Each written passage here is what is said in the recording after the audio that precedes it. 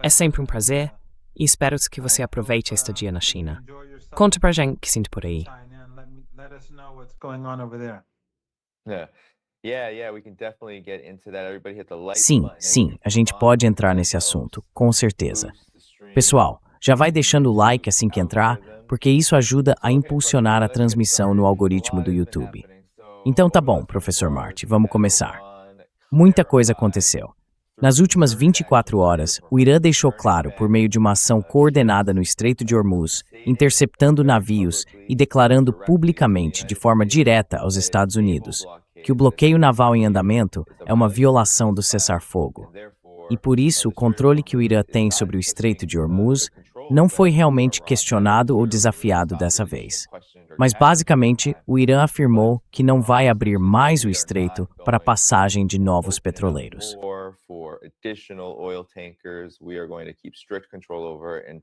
Nós vamos manter um controle rigoroso e mandar de volta todo navio que a gente considerar hostil ou importante para ganhar vantagem sobre os Estados Unidos. O Trump respondeu dizendo que se o Irã não parar com isso e não sentar para negociar, ele vai voltar a ameaçar com ataques aéreos contra a infraestrutura do Irã, suas instalações de petróleo, todas as usinas de energia. Ele disse que vai destruir tudo. Então aqui estamos de novo, voltando à estaca zero. O Irã respondeu ao bloqueio naval dos Estados Unidos com um golpe bem duro, porque havia muita expectativa de que o Estreito de Hormuz fosse reaberto agora que existe um cessar-fogo no Líbano. Mas isso não está acontecendo. Na verdade, está acontecendo exatamente o contrário. E o governo Trump, o próprio Donald Trump, parece que estão em pânico, voltando às velhas ameaças de destruir essa infraestrutura. O que, aliás, foi o que causou aquele grande aumento nos preços de energia lá no começo. Então, professor Morandi, em que ponto estamos agora? Qual é a sua reação a esses acontecimentos, especialmente nas últimas 24 a 36 horas, que, na minha opinião, foram um choque para o governo Trump e para as elites de poder dos Estados Unidos em geral?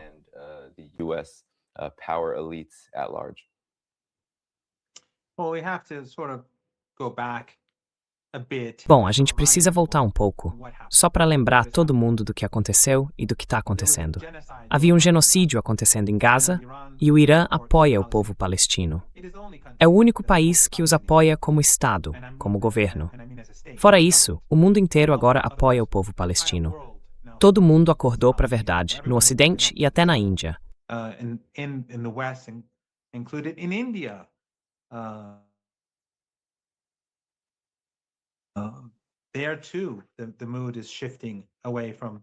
Lá também o clima está mudando, se afastando desse regime genocida e ilegítimo. Os Estados Unidos querem, e sempre quiseram, ajudar o regime israelense a controlar a região.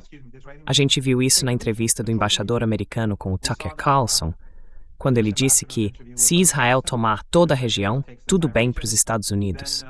Então estamos diante de um regime expansionista, genocida, etnossupremacista, que se vê como uma raça superior, um povo escolhido, e considera todos os outros inferiores. E os Estados Unidos, o Ocidente e os europeus apoiam totalmente isso. Os australianos, a Nova Zelândia e por aí vai.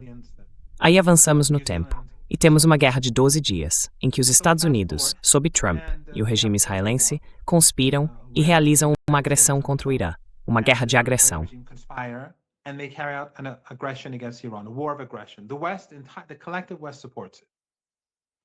O Ocidente coletivo apoia isso.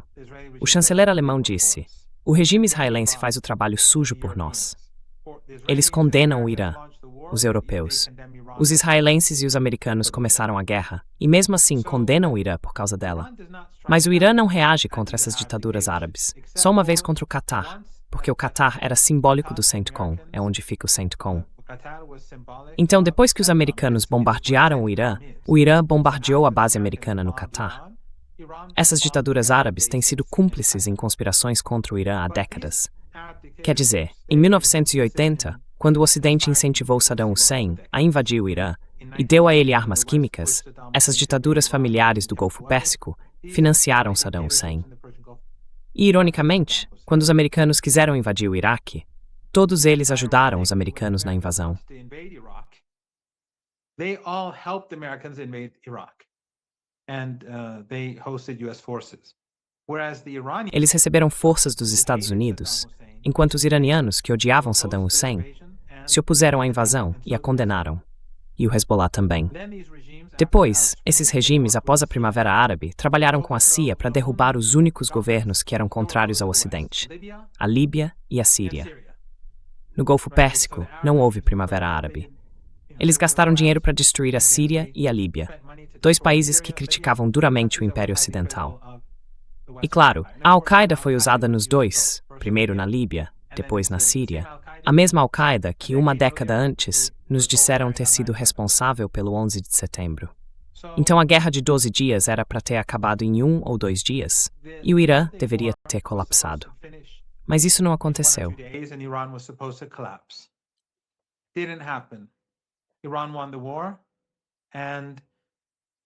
O Irã venceu a guerra, e agora, avançando para essa nova guerra, é a mesma coisa. Assim como na guerra de 12 dias, o Irã está negociando com os Estados Unidos, enquanto os Estados Unidos conspiram para atacar o Irã.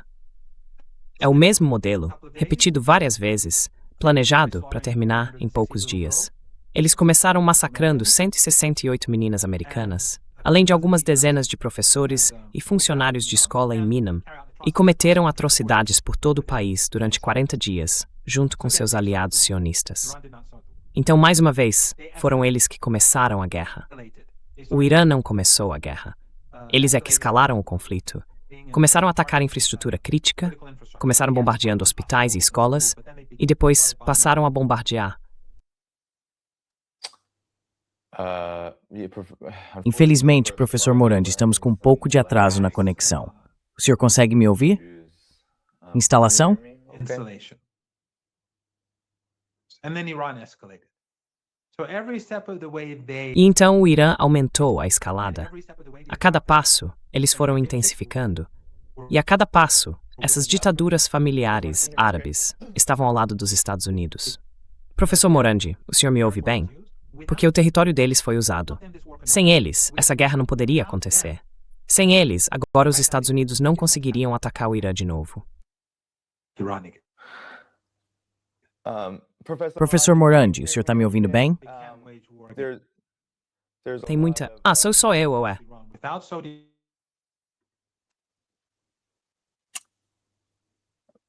Professor Marty, Is it can you me hear or me is it- okay? I'm hearing, I think Professor Morandi, we're having some, Estou te ouvindo, professor Morandi. Acho que estamos com alguns problemas de áudio. Ficou bem lento. Pode ser aí do seu lado. Talvez seja melhor sair e voltar de novo. Isso pode ajudar. E aí a gente recomeça.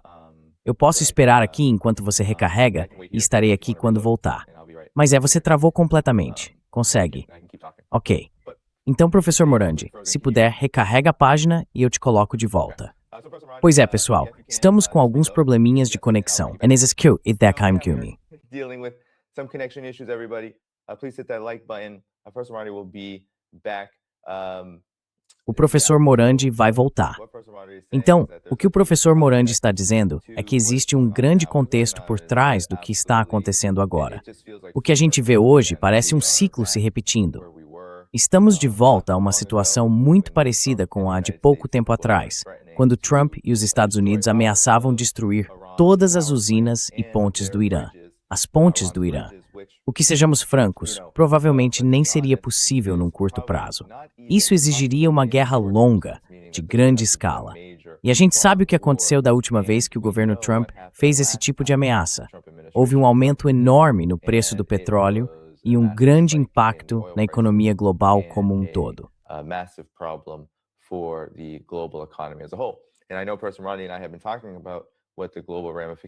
E eu sei que o professor Morandi e eu temos conversado sobre as consequências globais disso.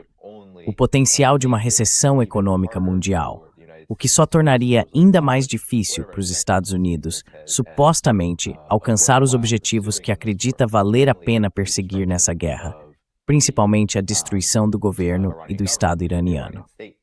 Então, é mais ou menos aí que a gente está agora. E bom, o professor Morandi ainda não voltou, então vou só conferir uma coisa rapidinho. Pronto, ele está voltando agora. Espero que a gente consiga retomar. Muito obrigado pela paciência, mas de qualquer forma, tudo isso está sendo impulsionado por esse fato. Certo, vamos lá. Tô vendo o professor Morandi aqui nos bastidores. Vamos trazê-lo de volta. Professor, bem-vindo de volta. Professor, welcome back. Sorry, Danny. Well, thank you. No, it's okay. I think the closer we get to Desculpa, war, Dani. the- Obrigado. the worse the internet Acho que, connection quanto mais a gente se becomes. aproxima da guerra, pior fica a conexão da internet. Yeah, so I was Pois saying é. that Então eu estava dizendo que ao longo dessas ditaduras familiares árabes, não sei exatamente onde a conexão caiu, nos anos 1980, essas ditaduras apoiaram Saddam Hussein contra o Irã, junto com o Ocidente. Depois ajudaram o Ocidente a derrubar a Líbia e a Síria durante a chamada Primavera Árabe. E todas essas ditaduras pró-Ocidente continuaram no poder, usando a Al-Qaeda literalmente uma década depois do 11 de setembro. E claro, quando os americanos atacaram o Irã, os israelenses e os americanos, o Irã respondeu atacando apenas o Catar e só a base americana durante a Guerra de 12 Dias. And only the American base during the 12-day war. But in this war, the Americans have been using their territory. Mas nessa guerra, os americanos têm usado o próprio território, o espaço aéreo, as bases deles, não só as bases americanas, mas as deles também, a infraestrutura civil, os portos, tudo isso contra o Irã. Então eles estão travando uma guerra contra o Irã. O Irã estava atacando o regime israelense 24 horas por dia, dia e noite, durante 40 dias. Depois, os ativos americanos, e aos poucos, quando começaram a atacar repetidamente a infraestrutura civil iraniana, como instalações críticas, o Irã passou a revidar contra infraestruturas críticas em que americanos e europeus tinham participação nesses países. Então agora, sem essas ditaduras familiares, essa guerra não seria possível. Simplesmente não dá para acontecer. This war is not possible. It's just not doable. They need their airspace, they need their air bases. Eles precisam do seu espaço aéreo, precisam das suas bases aéreas, precisam do seu território para travar uma guerra. Então o que vai acontecer? Assim que os americanos atacarem, o Irã vai revidar e vai revidar com força. E do ponto de vista do Irã, de onde eu observo as coisas, acho que a gente finalmente vai chegar ao ponto em que o mundo caminha para uma depressão global. Porque eu não vejo de forma alguma nem a menor chance de o Irã aceitar as exigências dos Estados Unidos. E não tenho dúvida de que os Estados Unidos não vão conseguir derrotar o Irã. Mas o que os Estados Unidos provavelmente vão fazer é tentar devastar o país, o que só mostra o quão genocida é a postura dos Estados Unidos. And which just shows how genocidal the United States is. It just shows how genocidal the collective West is. Isso só mostra o quão genocida é o chamado Ocidente coletivo, porque o Trump vem fazendo declarações genocidas sobre o Irã há muitos dias. Na verdade, há semanas. E não foi só sobre acabar com a civilização do povo iraniano. Ele falou em obliterar o Irã, em levar o país de volta à Idade da Pedra. E a gente não viu nenhuma indignação na mídia ocidental. Nenhum desses jornalistas da grande imprensa ocidental se mostrou chocado com esses apelos ou com essas ameaças de destruir o país. Não vimos nada, nem do The Guardian, nem do The Times, nem do The New York Times, nem do Breitbart, de nenhum deles.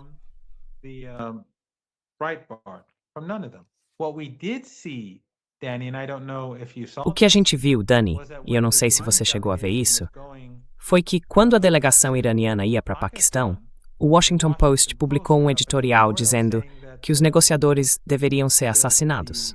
Publicaram um artigo de opinião, o Washington Post.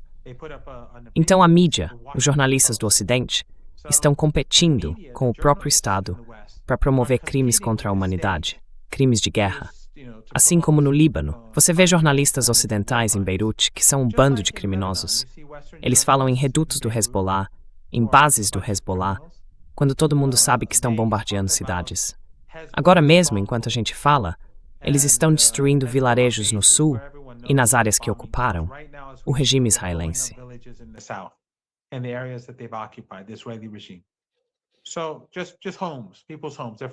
Então são só casas, casas de pessoas. Eles estão destruindo tudo para fazer parecer com Gaza. É esse o nível de monstruosidade deles. E é esse também o nível de monstruosidade dos jornalistas ocidentais em Beirute. Falei com 2 deles. Eles me procuraram para pedir, sei lá, uma opinião, tipo uma ou duas frases, não exatamente um trecho para TV, talvez algo escrito. Pode até ter sido para um trecho, não sei. Mas de qualquer forma, eu disse para os dois: por que vocês escrevem redutos? Por que escrevem alvos do Hezbollah? Os dois, separadamente, responderam mais ou menos a mesma coisa, que não eram eles, era o editor. Eu disse para os dois: vocês são cúmplices. Falei para os dois: vocês são cúmplices. O nome de vocês está lá. Então vocês são criminosos de guerra, assim como os editores de vocês, os donos dos veículos de imprensa e o Netanyahu.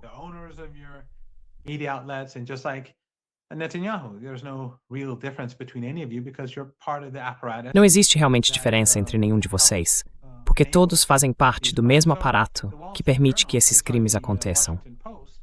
O Washington Post chegou a pedir o assassinato dos negociadores enquanto eles ainda estavam no Paquistão. E no voo de volta para o Irã, todos nós sentimos que havia uma grande chance de o avião ser abatido. Então, estamos onde estamos agora. E não está claro o que vai acontecer. Eu não sei qual vai ser a decisão do Irã sobre enviar uma equipe de negociação, mas acho que as chances de uma grande guerra são altas. E se isso acontecer, a infraestrutura do Golfo Pérsico vai ser destruída. Estamos entrando na estação quente. Ou seja, as pessoas vão ter que evacuar todos esses países. Os Emirados, o Kuwait, o Catar, o Bahrein e boa parte da Arábia Saudita, porque eles não vão mais ter refúgio.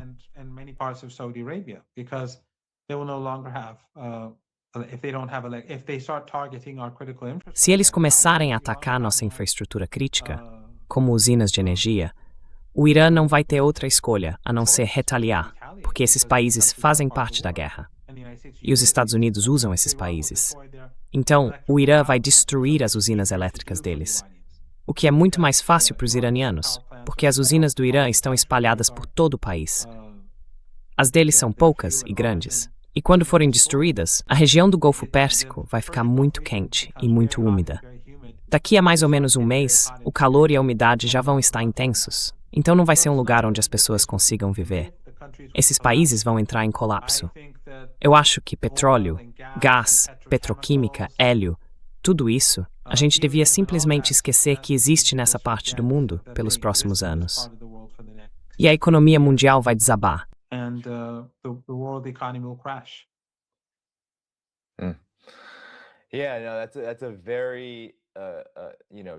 Não, essa é uma visão bem sombria que você descreve, mas é a realidade que temos agora, professor Morandi. Em algum momento, a gente podia dizer que isso era, entre aspas, hipotético, mas nós já estivemos em guerra. Quero dizer, os Estados Unidos e o Irã já estiveram em guerra, e vimos a resposta do Irã. Foi uma resposta contida, mas foi dura, e tinha uma escada clara de escalada. Então, o que o senhor está dizendo é que as pessoas não deveriam mais duvidar das suas previsões diante de tudo o que aconteceu. E veja, professor Morandi, tudo isso surgiu, ou pelo menos essa última fase, esse rompimento com o que parecia ser um movimento em direção a negociações, tudo isso veio dos Estados Unidos. Os Estados Unidos, logo quando o Irã interveio, fizeram um gesto de boa vontade em relação ao cessar-fogo no Líbano, dizendo que começariam o processo de autorizar mais petroleiros a passar pelo Estreito de Hormuz, aliviando um pouco da pressão.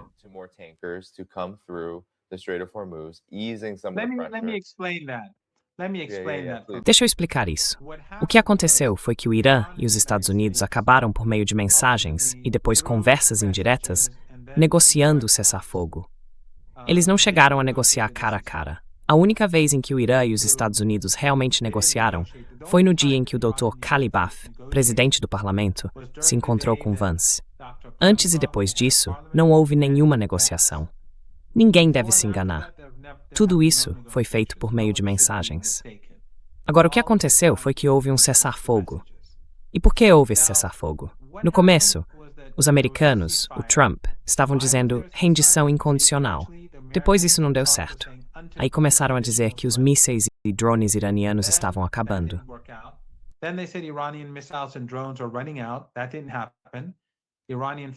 Isso não aconteceu. O poder de fogo do Irã aumentou. No fim das contas, os Estados Unidos apresentaram, acho que no dia 34, talvez 36, não lembro bem, um plano de 15 pontos. O Irã rejeitou. Depois o Irã apresentou o próprio plano de 10 pontos e o Trump aceitou. Ele concordou em negociar, e esse passou a ser o foco das conversas. E claro, o Trump não levou adiante, porque ele é desonesto. E os iranianos já esperavam isso. Mas de qualquer forma, foi isso que levou ao cessar-fogo. Os americanos tiveram que mudar de posição e aceitar o plano iraniano de 10 pontos, que era uma base muito razoável para a negociação.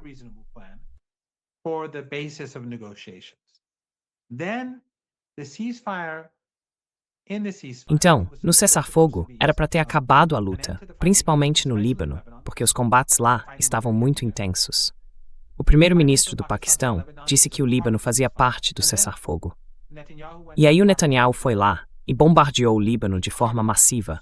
Bombardeou tudo, matando centenas de pessoas em 10 minutos. Mulheres, crianças, gente comum de todos os bairros, até de bairros pró-sionistas, onde atuam as forças libanesas e outros grupos sombrios financiados pelo Ocidente. Por quê? Porque o Netanyahu não queria o cessar-fogo. Então o Irã deveria abrir o Estreito de Hormuz para navios não amigáveis. Por que navios não amigáveis? Porque esses 5 regimes fazem parte da guerra. Então o Irã permitiu.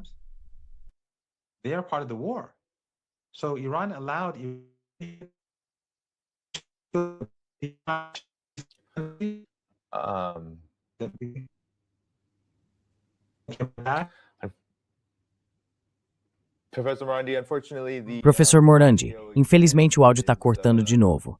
Se o senhor consegue me ouvir. Estou ouvindo. Ah, ótimo, ótimo, ótimo. Eu só queria ver se eu podia... Tá, então, acho que acabei interrompendo um pouco, mas parece que estabilizou. Sim, acho que sim.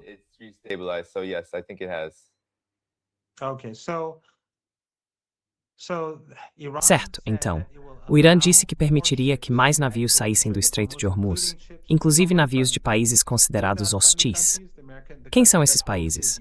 Aqueles que abrigam bases dos Estados Unidos, Catar, Emirados, Arábia Saudita, Kuwait, Bahrein.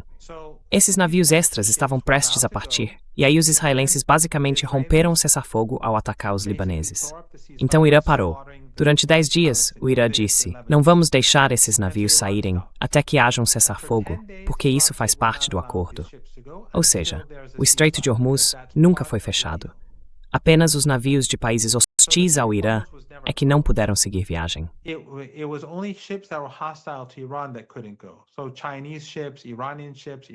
Então, navios chineses, iranianos, iraquianos, russos, todos podiam ir e voltar. Mas aqueles 5 países que foram cúmplices, e ainda são cúmplices, da agressão, esses não podiam. Mesmo assim, eles concordaram em deixar alguns passarem. Só que Netanyahu acabou com o cessar-fogo.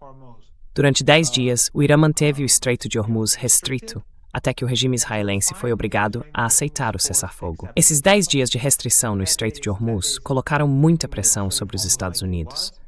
Aí Netanyahu começou a ser forçado a aceitar. No início ele se recusou, então o Irã fez uma nova ameaça, dizendo que atacaria Israel. No dia seguinte, Netanyahu aceitou.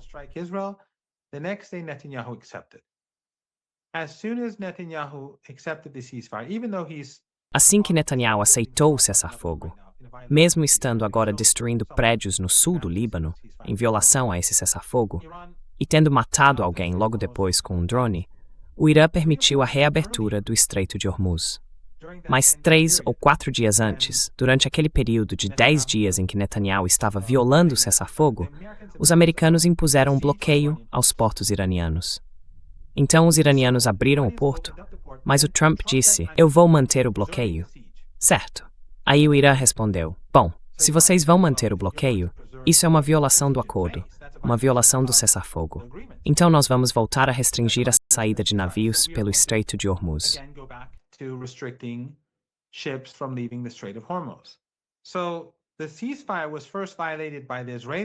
Então, o cessar-fogo foi violado primeiro pelo regime israelense e depois pelo regime Trump. É por isso que a crise global de energia está piorando a cada minuto, por causa das ações deles. Trump poderia ter feito diferente ontem. Quer dizer, depois que Netanyahu aceitou o cessar-fogo, anteontem, quando o Irã disse tudo bem, agora esses navios podem passar pelo Estreito de Hormuz, ele poderia ter suspendido o bloqueio dos portos, e isso teria sido uma boa saída. Mas ele escolheu fazer o contrário. Escolheu escalar o conflito. E isso significa que estamos caminhando para uma guerra. E claro, Hoje ele voltou a fazer ameaças genocidas. Então é isso, estamos onde estamos.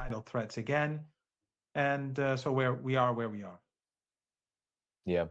Well, according to Tasnim, Pois é, segundo a Tasnim, a mídia iraniana, o professor Morandi, há relatos de que o Irã realmente está se recusando a participar de negociações enquanto o bloqueio naval dos Estados Unidos continuar, e até que ele seja suspenso. Pelo menos é o que dizem os primeiros informes. Isso não vai acontecer agora. Claro, tudo pode mudar nas próximas horas ou dias. Mas o cessar-fogo, o chamado cessar-fogo, também tem um prazo se aproximando para o Irã. Então esse é outro ponto importante. Os Estados Unidos só aumentaram a escalada nesse período e têm tratado as negociações da mesma forma que vem tratando as conversas com o Irã há bastante tempo, usando-as como mais uma ferramenta para se fortalecer e, no fim, acabar entrando em guerra.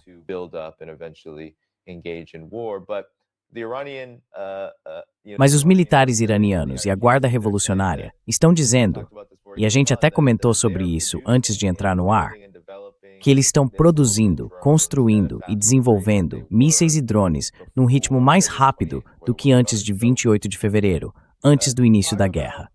Então, fala um pouco sobre que tipo de preparativos estão sendo feitos. E como é que o Donald Trump, nas postagens dele no Truth Social, está reagindo a esse acontecimento? Essa acusação de que o Irã teria atacado um petroleiro indiano, como justificativa para aumentar o nível das ameaças, mesmo com todas as consequências que viriam se os ataques realmente acontecessem, se os Estados Unidos cumprissem essas ameaças. Por que fazer isso? Quer dizer, por que fazer isso agora? O que você acha de tudo isso?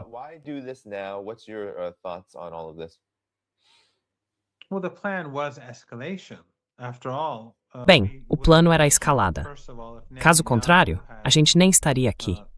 Primeiro de tudo, se o Netanyahu tivesse aceitado o cessar-fogo, em vez de massacrar cidadãos libaneses, e quando ele finalmente foi obrigado a parar, se o Trump tivesse suspendido o cerco depois que o Irã abriu o Estreito de Hormuz para navegação hostil, então a gente não estaria aqui agora. Não haveria motivo para obrigar os navios a voltar. Mas quando o Irã viu que ele estava impondo um embargo, um cerco, e mantendo isso, o Irã mandou os navios ficarem no Estreito de Hormuz. Ao tentaram ignorar as ordens iranianas, ou foram recebidos em força. Fired at them, but they weren't really seriously damaged. They didn't fire missiles or anything at them. And they quickly went back into the Persian Gulf. But you're right, the Iranians have been preparing for war since the ceasefire. I posted footage of the commander of Iran's missile force. He was visiting a factory. And I've said this before. And we've been saying it for years and, you know, E por isso, acabam sempre calculando errado. A gente vem dizendo que as bases subterrâneas de mísseis do Irã são intocáveis. Nem os americanos, nem o regime israelense conseguem atingi-las. E o mesmo vale para as bases de drones.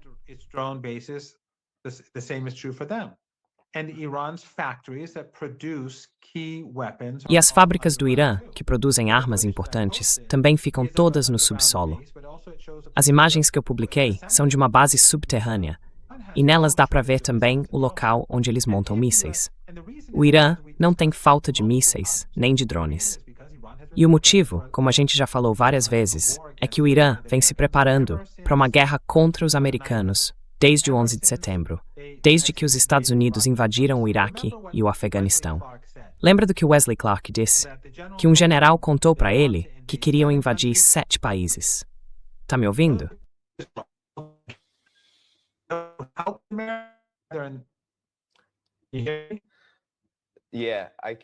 Sim, tô te ouvindo. Sua voz está cortando e bem na hora certa, justo quando você ia explicar 7 países em 5 anos. O que eu estava dizendo mesmo? Você estava falando sobre como... Isso, continua.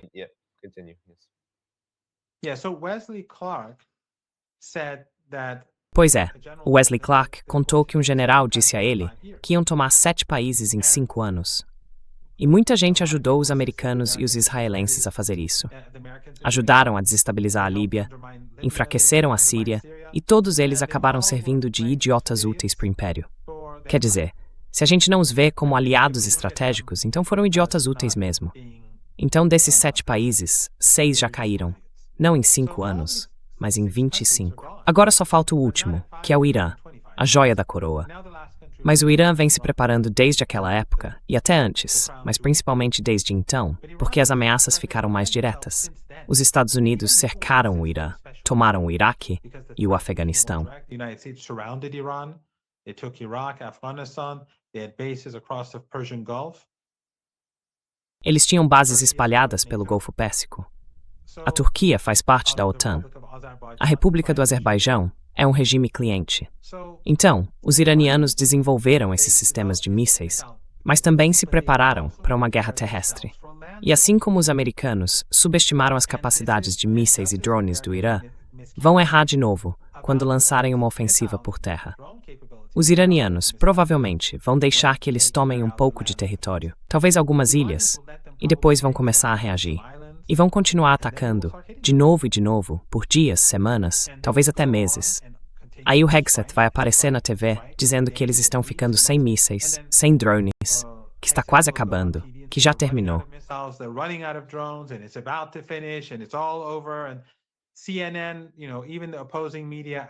E a CNN, sabe, até a mídia contrária, como durante a guerra de 40 dias e a de 12 dias, vai dizer sim, estamos vencendo. Eles mostram imagens de toda a destruição. Provavelmente vai ser parecido com a guerra de 48 dias, em grande parte enganos, porque o Irã lançou pelo menos dezenas de milhares de iscas nos meses antes dessa guerra. Os americanos e os israelenses destruíram milhares delas. Aviões, helicópteros, lançadores, sistemas de defesa aérea, tudo falso. E são muito bem feitas, até emitem calor. A maioria, eu acho, é chinesa, mas algumas são iranianas. Não sei exatamente quanto é iraniano e quanto é chinês, mas são bem sofisticadas. De qualquer forma, assim como o Irã se preparou com mísseis e drones, também se preparou para a guerra em terra.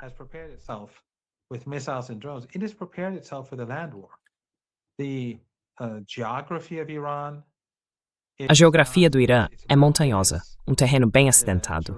O país tem bases subterrâneas em toda a região sul. A marinha iraniana praticamente não foi afetada. Os poucos navios que estavam no porto e foram danificados vão ser consertados, mas esses servem para patrulhar o mar, não para a guerra. Eles destruíram um navio que nem estava armado. Aquilo foi uma manobra internacional, e o que fizeram foi um crime. Mas os verdadeiros recursos navais, aqueles que seriam usados numa guerra, continuam intactos. A Força Aérea do Irã está em túneis subterrâneos. As defesas aéreas do Irã também estão em túneis subterrâneos. Eu já publiquei imagens e vídeos de tudo isso antes, para que as pessoas soubessem. Mas, mais uma vez, o Ocidente ignora.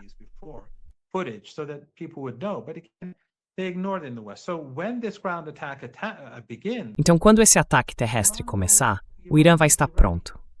E a gente vai ouvir propaganda dizendo como os Estados Unidos estão indo bem.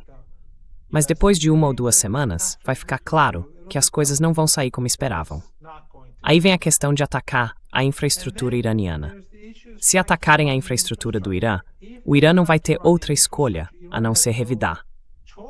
O Irã vai revidar contra o regime israelense e contra os ativos americanos. E aqueles regimes que são cúmplices disso, eles não vão escapar da retaliação. Não dá para fingir neutralidade enquanto matam iranianos. Eles são parceiros plenos nessa história. Parceiros de verdade. E daqui a um mês, como eu já disse, as coisas vão começar a esquentar de verdade na Península Arábica.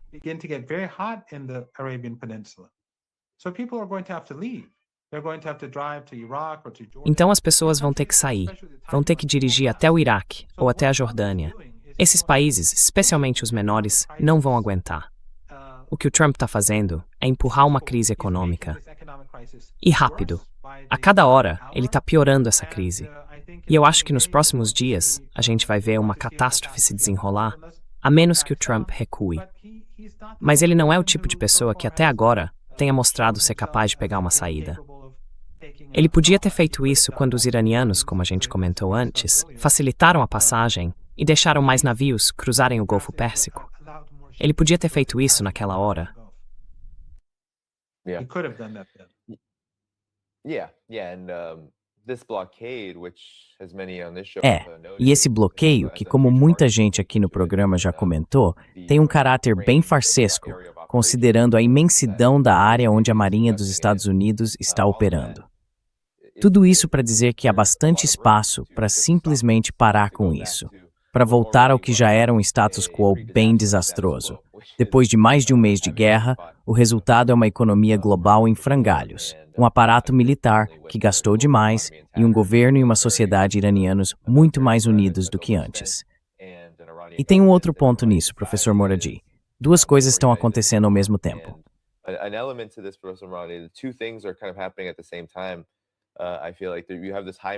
Eu tenho a impressão de que há um moral muito alto no Irã neste momento, tanto entre o povo quanto, claro, pelo que eu tenho ouvido.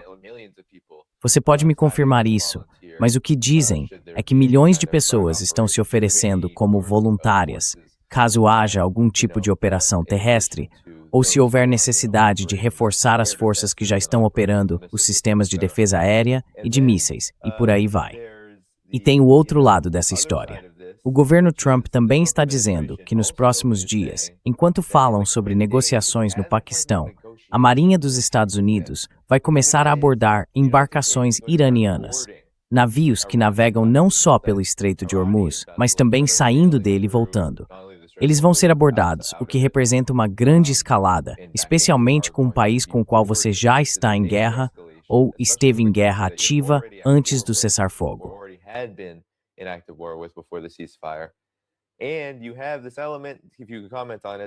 E tem também esse ponto, se você puder comentar, o Estreito de Bab al-Mandeb. O Iêmen já há alguns dias vem dizendo que está esperando o momento certo e que está pronto quando esse momento chegar para fechá-lo. Isso seria um golpe enorme para uma economia global que já está exausta e superaquecida por causa dessa guerra. Então, qual é a sua reação a tudo isso? Porque esses são fatores adicionais a uma situação que, na minha opinião, já é catastrófica, especialmente para o lado dos Estados Unidos, para o lado do Império Americano. Acho que é algo muito grave, para dizer o mínimo. O que você pensa sobre isso?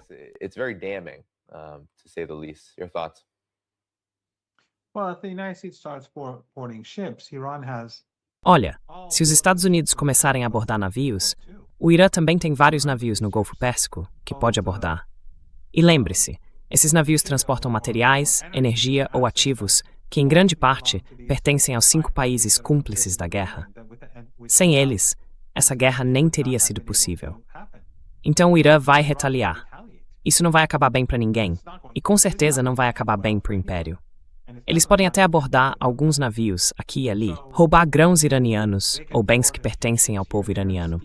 Mas os iranianos vão ser obrigados a reagir. O Golfo Pérsico está lotado de navios agora, completamente cheio.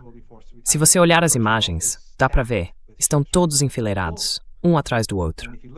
E claro, se a guerra recomeçar e os ataques voltarem contra a infraestrutura, todos esses navios também vão ser destruídos, assim como o resto da infraestrutura, petróleo, gás e tudo mais.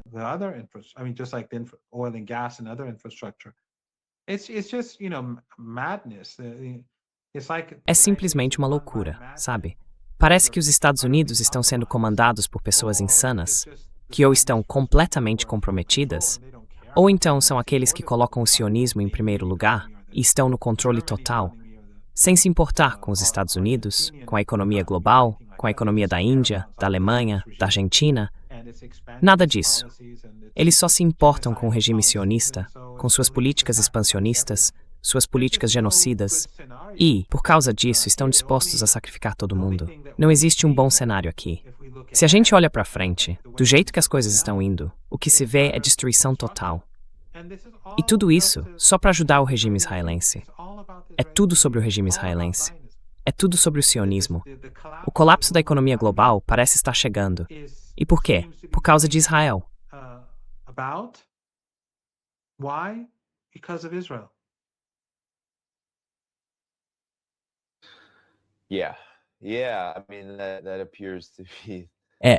Parece que sim. E, professor Marandi, existe, eu diria, uma contradição profunda acontecendo. Pesquisas recentes mostram que só cerca de 20% dos americanos aprovam a forma como Donald Trump lidou com a situação do Irã. Mesmo assim, o governo Trump continua com essa política. E temos, claro, Israel. Israel, curiosamente, desde que parou com os ataques diretos ao Irã, tenta se afastar um pouco dos holofotes e concentrar mais atenção no Líbano e no Hezbollah. Mas, ainda assim, parece que Israel, mesmo sem ter condições de enfrentar nada disso sozinho, está pressionando bastante os Estados Unidos para seguir adiante. Placing a lot of pressure on the United States to continue this. So yeah, your thoughts. They're killing Então é people in isso. Gaza every day. Eles estão matando pessoas em Gaza todos os dias. Estão atirando em crianças. Há poucos dias, uma menina na escola, acho que atiraram nela enquanto ela estava sentada com os colegas de classe. Esse é o regime israelense.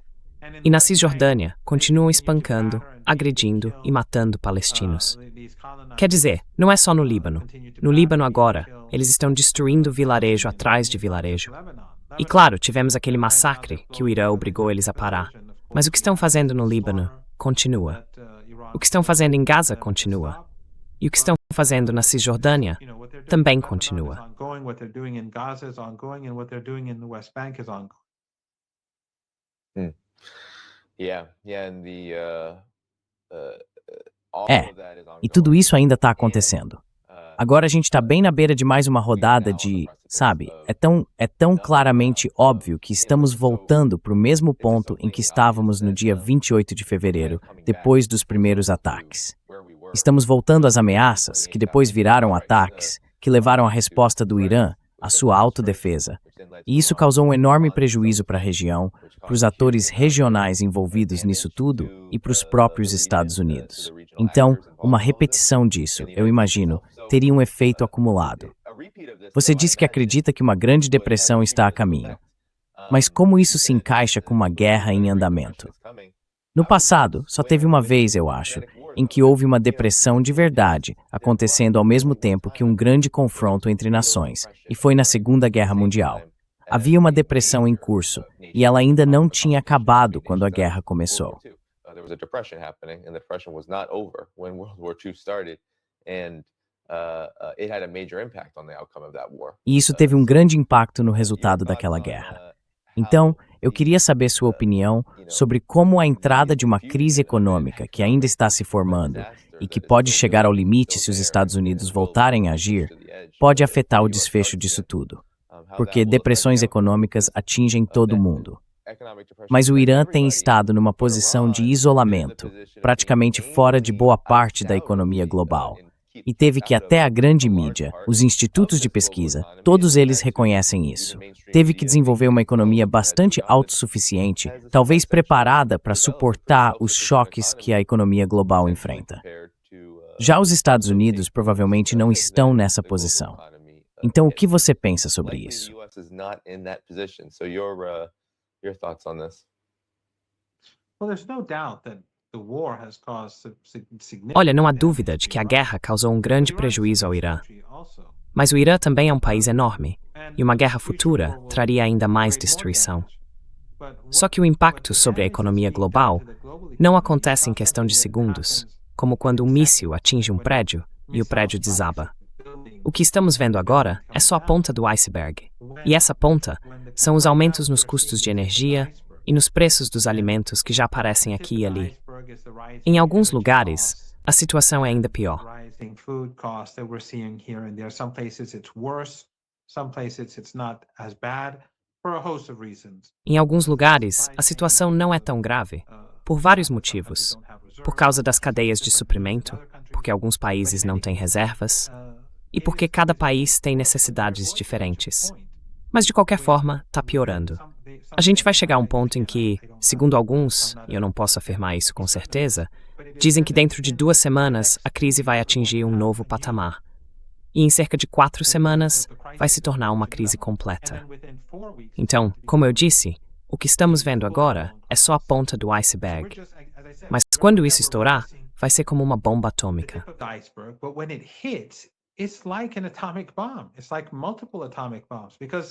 É como se fossem várias bombas atômicas, porque as fábricas vão parar. Um míssil não vai atingir as fábricas, mas elas simplesmente vão deixar de funcionar. As economias vão entrar em colapso. E, de novo, a agricultura vai ser duramente afetada. A gente provavelmente vai ter fome em escala global. Provavelmente, dezenas de milhões de pessoas, talvez mais, vão ter que se deslocar. Quer dizer, imagina se os países começarem a enfrentar crises de alimentos. As pessoas vão se mover e vão tentar ir para os lugares de sempre, para onde costumavam ir. E mesmo esses lugares vão estar à beira do colapso também. Quer dizer, o impacto que o mundo vai sofrer por causa do que o regime israelense e o Trump estão fazendo é.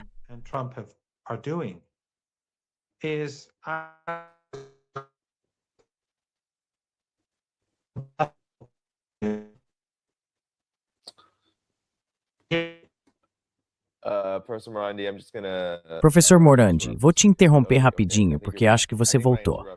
Parece que quando eu interrompo, você realmente volta. Então isso é bom. Você estava dizendo que o impacto disso é. E aí continuou.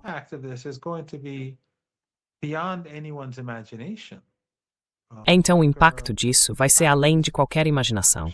Fome, fábricas fechando, empresas fechando, desemprego no mundo todo. No Ocidente, e na maioria global, as pessoas vão começar a se mover, provavelmente aos milhões. É simplesmente inacreditável. E tudo isso está acontecendo porque um regime genocida está ordenando aos Estados Unidos, forçando os Estados Unidos, a iniciar uma guerra. Esse regime genocida, com apoio dos Estados Unidos, lançou uma guerra contra o Irã e perdeu em 12 dias, mesmo tendo feito um ataque relâmpago e contando com total apoio americano. Perdeu essa guerra em 12 dias. Simplesmente não tem capacidade de lutar uma guerra contra o Irã. Então agora os Estados Unidos têm que entrar. Eles lutaram por 40 dias, fracassaram, e agora estão dizendo, não, temos que ir lá e apagar essa civilização, destruir o país, mandá-los de volta à Idade da Pedra. E mais uma vez, em vez de se indignarem, veículos como o Wall Street Journal, o Washington Post, dizem, assassinem os negociadores. É com isso que estamos lidando hoje no Ocidente. This is what we're today dealing with in the West.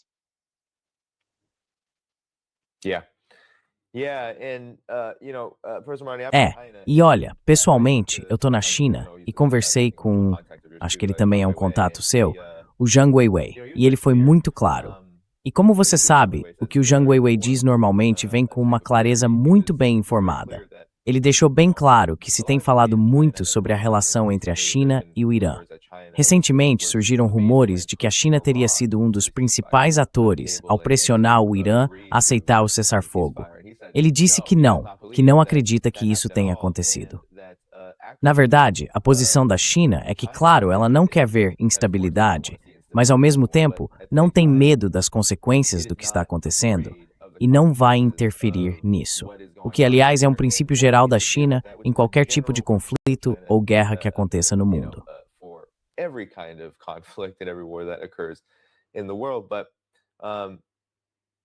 Mas com isso, parece que os Estados Unidos também ficaram irritados. Porque o que o Trump sempre fez durante o mandato dele, agora de novo, ele olhou para a China e para a Rússia e disse, vocês precisam me ajudar a resolver as coisas. Tipo, Rússia, você precisa me ajudar a resolver o conflito na Ucrânia, que, aliás, os Estados Unidos são a parte principal nisso, o motivo de estar acontecendo. E, claro, ele sempre olha para a China. China, ajuda a resolver a Ucrânia. Ajuda a resolver esse ou aquele problema para a gente, senão a gente vai rasgar alguns acordos, ou algo nesse sentido. E agora parece que o alvo é, certo, precisamos atacar o Irã, precisamos fazer guerra contra o Irã. E assim, também vamos revelar qual é o verdadeiro motivo disso tudo. Tentar cortar completamente o mundo multipolar, sendo a China, claro, um dos, se não o mais importante, pilares econômicos desse sistema.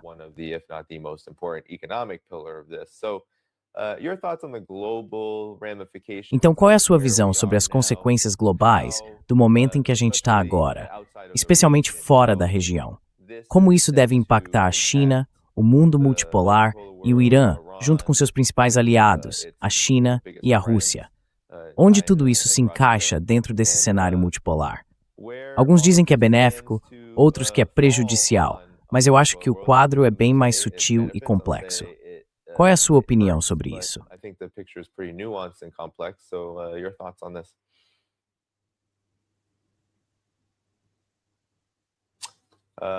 O senhor estava sem som. Só um segundo, professor Morandi. That was me. I did it on purpose. Desculpa, fui eu. Fiz de propósito. Achei que ia ajudar na conexão. Eu acho que isso vai ser devastador para a economia global, para a maioria das pessoas e para o Ocidente. Ninguém vai escapar dessa catástrofe. Mas eu realmente acredito que isso vai marcar o fim do Império. Na verdade, acho que já estamos num ponto de virada, e os Estados Unidos conseguiram destruir a própria imagem nesses últimos 2 anos e meio, a própria credibilidade. Mostraram-se militarmente incapazes, e o mundo inteiro ficou chocado com o fato de o Irã ter conseguido enfrentar os Estados Unidos desse jeito, inclusive na China.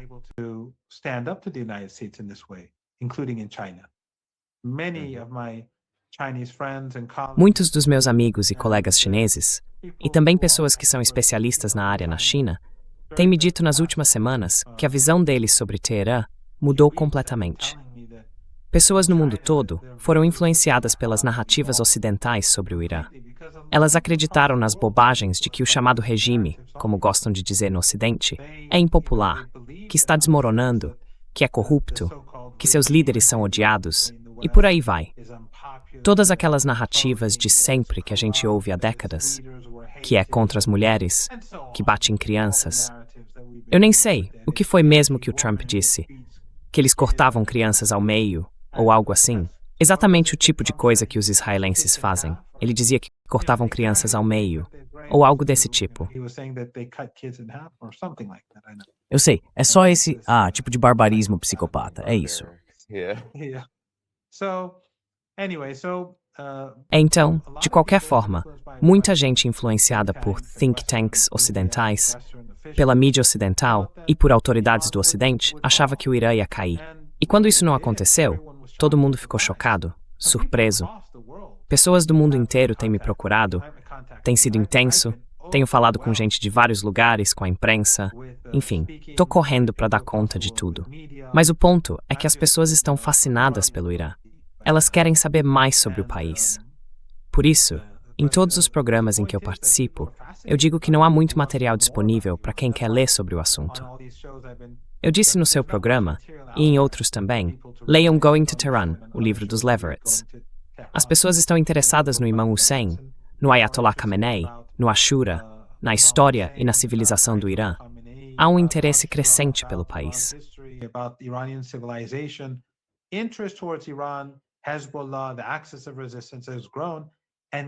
O Hezbollah, o eixo da resistência, cresceu. E o desprezo pelo sionismo, por Israel, por Trump e, infelizmente, pelos Estados Unidos, está crescendo, mesmo que a maioria dos americanos seja contra essa loucura. Isso não é uma boa notícia. Nada disso é uma boa notícia para um império. E no fim das contas, quando a economia global entrar em colapso, as pessoas vão se lembrar de quem causou isso. Foi o regime israelense e os Estados Unidos. Assim como foram eles, junto com o Ocidente, que provocaram o genocídio em Gaza, permitiram os atos genocidas no Líbano, causaram a destruição da Síria e o surgimento da Al-Qaeda e de tudo aquilo. As pessoas vão se lembrar de que seus próprios modos de vida foram profundamente afetados por um regime sionista disposto a destruir a economia global só para eliminar um povo e tomar suas terras.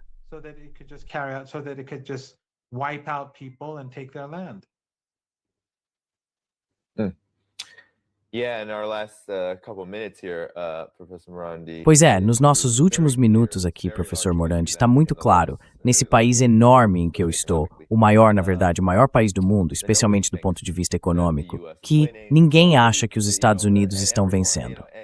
Ninguém. E todas as pessoas com quem eu conversei pensam da mesma forma. Não há antipatia em relação ao Irã. Há muita surpresa, mas também eu diria uma certa admiração pelo que o Irã conseguiu fazer. E sabe, acho que o Irã fez algo que é muito difícil de fazer nos dias de hoje, que é, bem, como disse Deng Xiaoping, na China, esconda sua força e espere o momento certo. E o Irã fez isso de uma forma impressionante.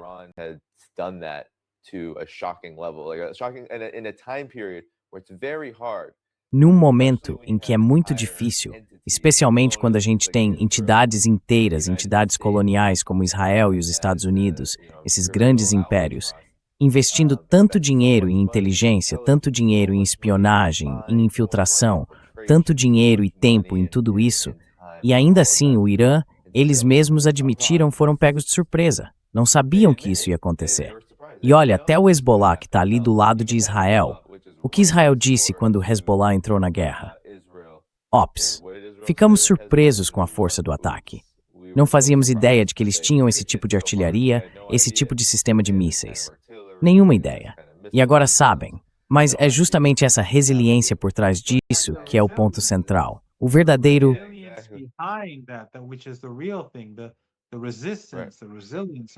A resistência, a resiliência, do eixo da resistência, eu acho que é a coisa mais extraordinária. Quer dizer, as armas ainda não se comparam às que o Império tem. Mas mesmo que você tenha armas melhores, se não tiver resiliência, resistência, motivação, fé, tudo isso vai te faltar. É isso.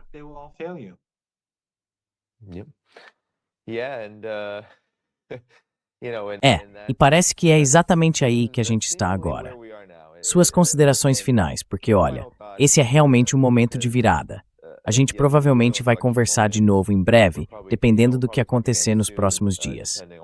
Parece que os Estados Unidos estão numa situação muito ruim, na verdade, bem complicada.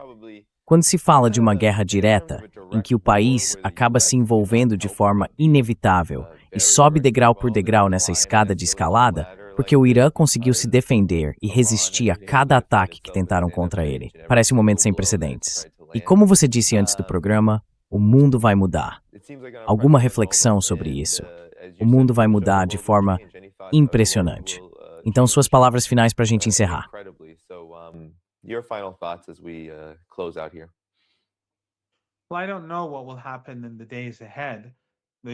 Olha, eu não sei o que vai acontecer nos próximos dias.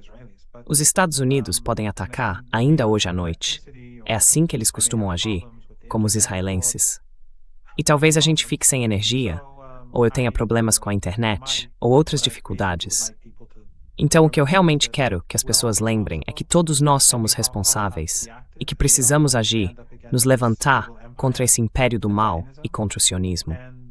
Eu acho que, mesmo parecendo muito ruim agora para o mundo, a gente tem que continuar insistindo.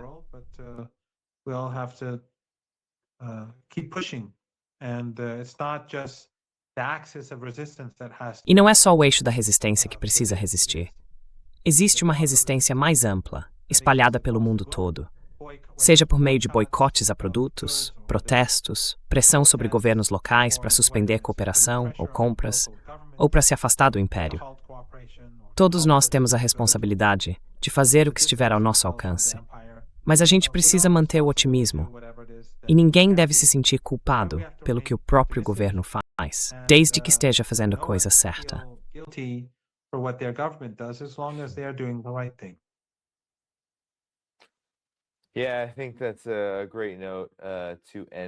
Acho que esse é um ótimo ponto para encerrar. A gente está no momento em que a máscara caiu dos Estados Unidos como império. Quem realmente controla, sabe? A classe Epstein, os oligarcas, as elites, esse grupo transnacional sionista, imperialista, belicista, eles estão numa situação desesperada. E sim, a gente realmente não tem controle, especialmente nós no Ocidente, sobre o que eles fazem. O que a gente tem controle é sobre como tentar mudar esse fato. E isso vai ser um grande ponto de conflito, algo com que a gente vai ter que lidar nos próximos dias e semanas. Então, pessoal, Professor Morandi, participe.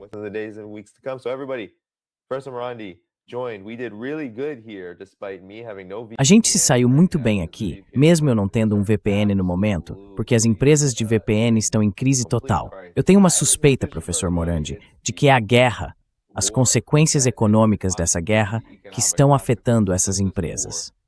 O momento é bem suspeito. Por volta do dia 8 de abril, parece que muitas dessas empresas fizeram grandes cortes e relataram falhas em vários lugares. É o que eu acho. Mas, de qualquer forma, acredito que a gente vai ver um impacto grande em todos os setores se isso continuar. Então, Professor Morandi, muito obrigado por participar. A gente vai encerrar por aqui e eu quero agradecer a todo mundo que mandou um super chat.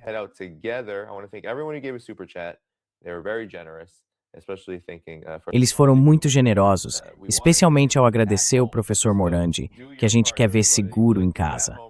Então façam a parte de vocês, pessoal. Olha, ele está em casa agora. Não precisa se esconder porque os Estados Unidos estão bombardeando o país dele. Então não se esqueçam de curtir o vídeo e apoiar o programa. O link está na descrição. E claro, continuem voltando. Continuem lutando, a boa luta, levantando a voz e fazendo o que puderem para pressionar e fazer isso parar, de um jeito ou de outro. Certo, pessoal? Apertem o botão de curtir antes de sair. Acho que ele ainda está aqui, mas a câmera dele ficou só girando. Então esse é o nosso sinal. Tchau, gente. Paz. Até a próxima. Bye bye. Peace out. See you again soon.